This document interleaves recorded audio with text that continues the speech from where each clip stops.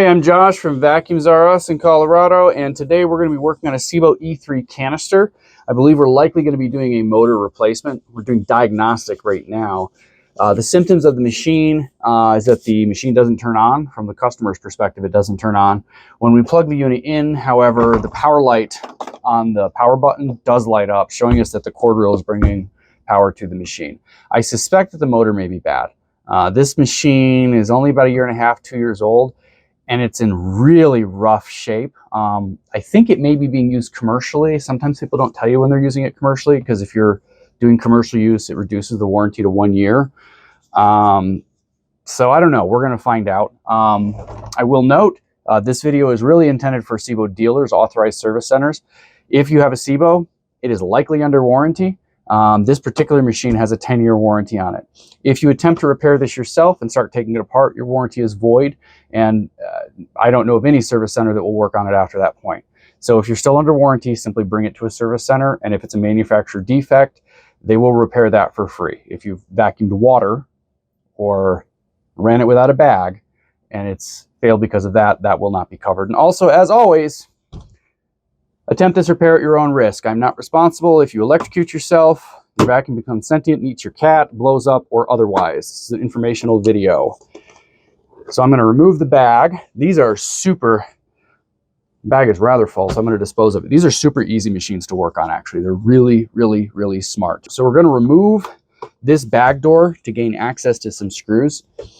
There are a couple of clips down here. So there's two like round things that kind of act as hinges, and then there's two clips that hold it on. I'm going to grab this screwdriver and I'm going to pop out one side, and you'll see that it's held into a little metal piece right there. And I'm going to pop out the other side, and that will pop right out. So what I did, there are two metal dowels right there, and those go in right here. And so I popped these tabs out to pop that out. And the reason I did that is we have two screws right here that we need to access. These are all T20s.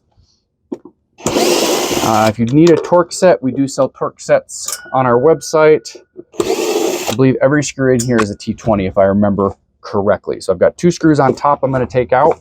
Back here in this area, which is to hold your wand, there's a screw inside of here, which we're going to remove. I'm going to remove the upholstery tool and get that out of the way. I see that the crevice tool has already been removed. I'm going to go to the bottom now.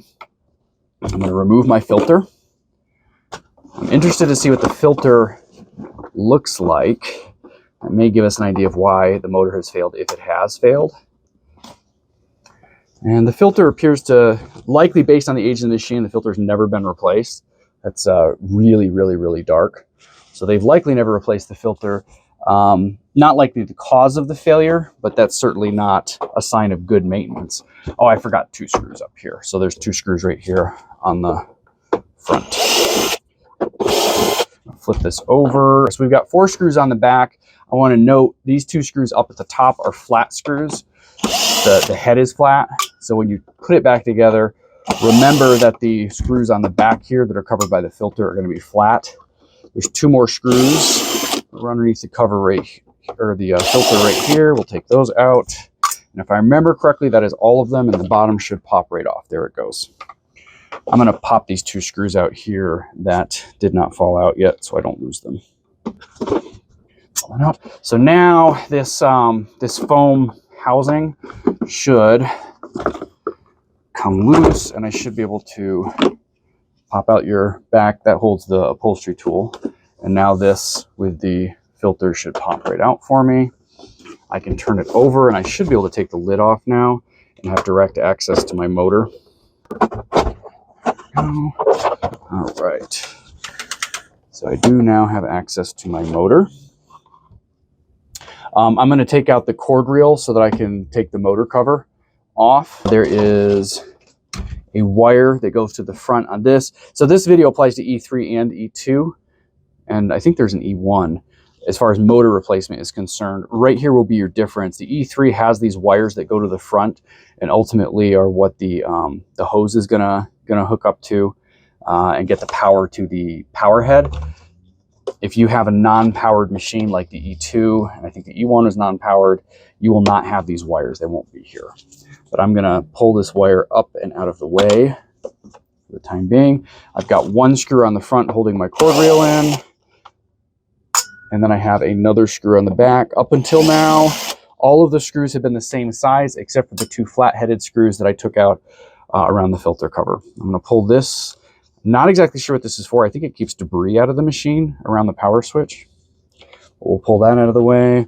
And my whole cord reel and the PCB that's on the cord reel should now pop right out. I got one more wire actually. Right here is the main motor wire. I'm going to pop that out. Unplug that. And now this whole thing should come up and out of the way for me. Set that aside. And because I'm getting power to the power switch, I believe that my PCB is fine. If I remember correctly, I believe this machine was also tested previously and the power head works. So the power is running into the power head. So I suspect that that PCB is fine. My most likely failure is the motor. I've got 3 screws to take the motor cover off. 1 in front, 2 in the back.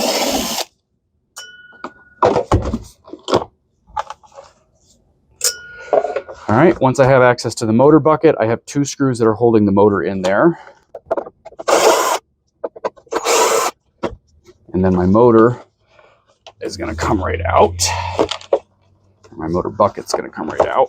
I got 2 screws that are gonna fall down there. I'm gonna grab those and don't lose them.